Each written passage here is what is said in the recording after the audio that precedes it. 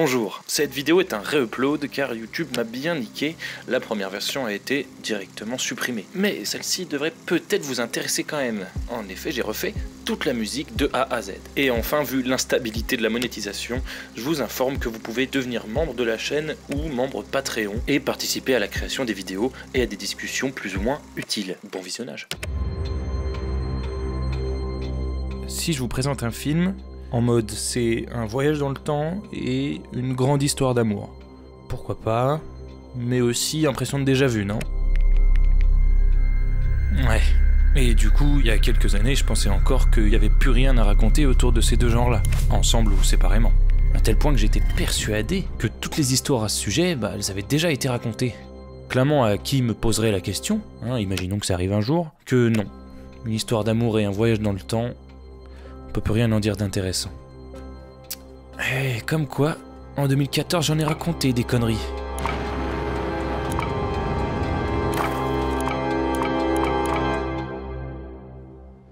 Lorsqu'Interstellar s'ouvre, passé les logos de production bien sûr et le silence étrange qui va avec, le premier plan du film se dévoile.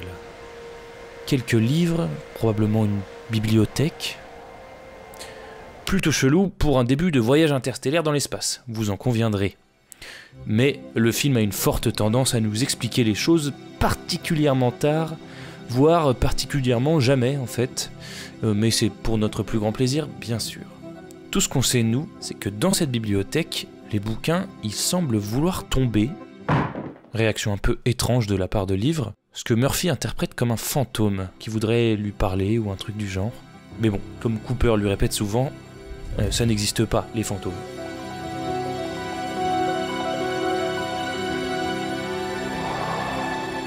Nothing special about which book? I'm trying Morse. Morse? Yeah.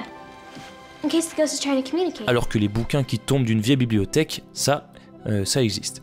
Les esprits rationnels, comme celui de Cooper et comme le mien, et le vôtre sûrement, s'accommodent mieux de ce genre d'explication, jusqu'à ce que quelque chose sorte juste un petit peu trop de l'ordinaire. Vous voyez ce moment où on se dit, là, il y a une couille.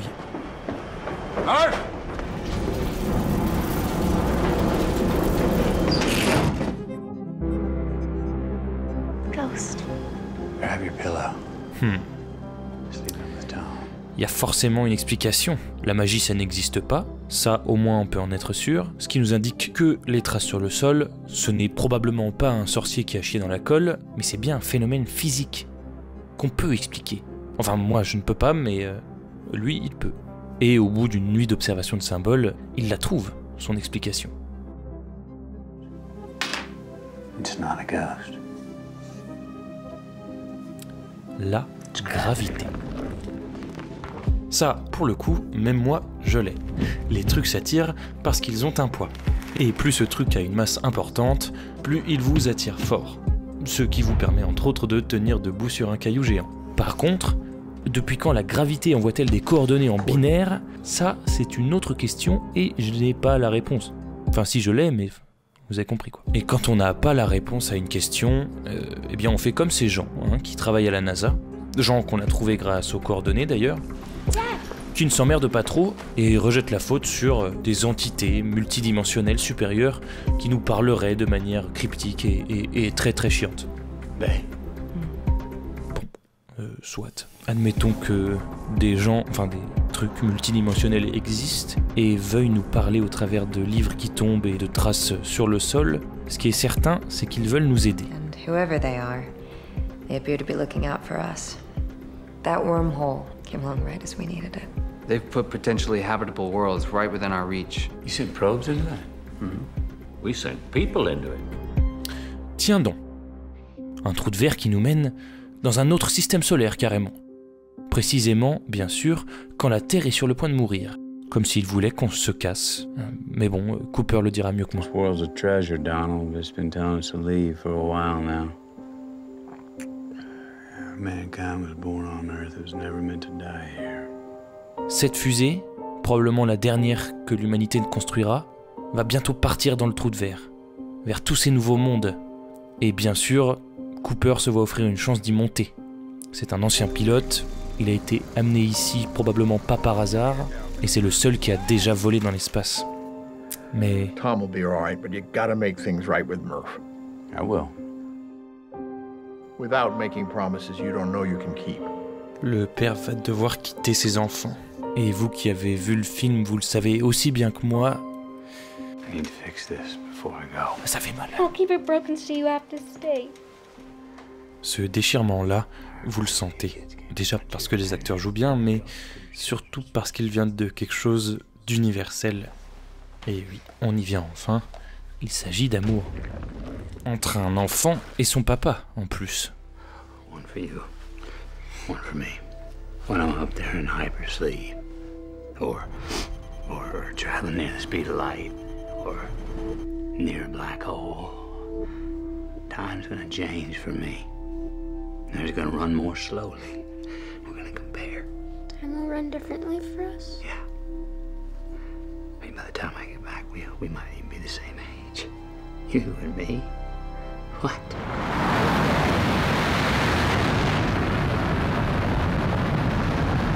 Mais du coup, le voilà notre second thème. Vous savez ce dont je vous parlais au début, les voyages dans le temps et l'amour. Bon, certes, pas un amour de couple, mais un amour tout aussi valable, voire plus pour certains. D'ailleurs, le voyage dans le temps, je n'ai pas cru bon de vous préciser où il était, parce que, bon, le thème du temps dans Interstellar, il faut avoir un sacré retard mental pour le louper. C'est littéralement au centre du scénario. Contrairement à l'espace, qui, aussi fou que cela puisse paraître, est quasiment secondaire.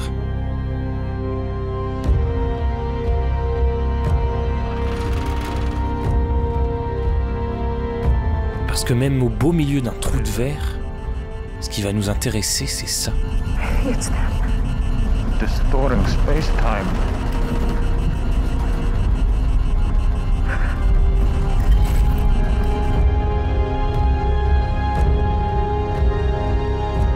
Et c'est là, au milieu du film, que le scénario va nous parler, pour la première fois, de sa vraie théorie, celle qui nous intéresse. Enfin, après quelques événements notables, certes.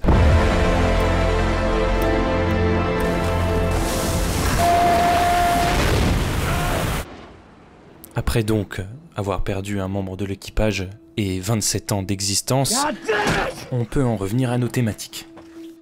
Mais ce n'est pas le personnage principal qui va le faire en premier. Lui, comme nous, il doit encore le comprendre. C'est le Dr. Brand qui s'y attelle en premier.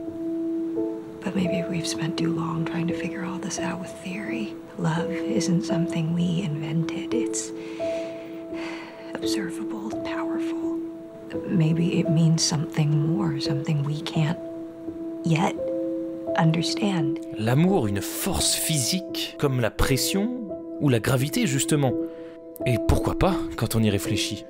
Mais si l'on réfléchit vraiment beaucoup, suffisamment loin, on peut même arriver à ceci. L'amour, une force qui attire les individus l'un vers l'autre, peu importe la distance et peu importe le temps. Ça ne vous fait pas penser à quelque chose ? Et oui, amour et gravité, c'est peut-être simplement deux forces gravitationnelles, l'une qui attire les corps et l'autre qui attire les âmes, faute d'un meilleur mot. Mais qu'est-ce qu'ils nous avaient dit déjà les scientifiques ? À propos des forces... Ah oui. The only thing that can move across dimensions like time is gravity.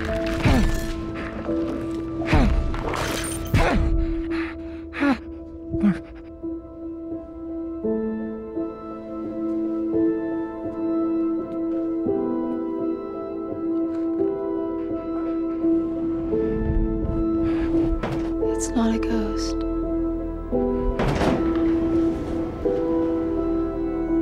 It's gravity. Et là, au fin fond d'un trou noir, en possession de données qui pourraient peut-être sauver tous les habitants de la Terre, en leur faisant comprendre toutes les lois de l'univers, l'objet que choisit Cooper pour transmettre tout ça, c'est une montre. Et pas parce qu'elle est soumise à la gravité ou quoi que ce soit. C'est juste que Cooper l'aime, sa fille, et qu'il le lui a donnée.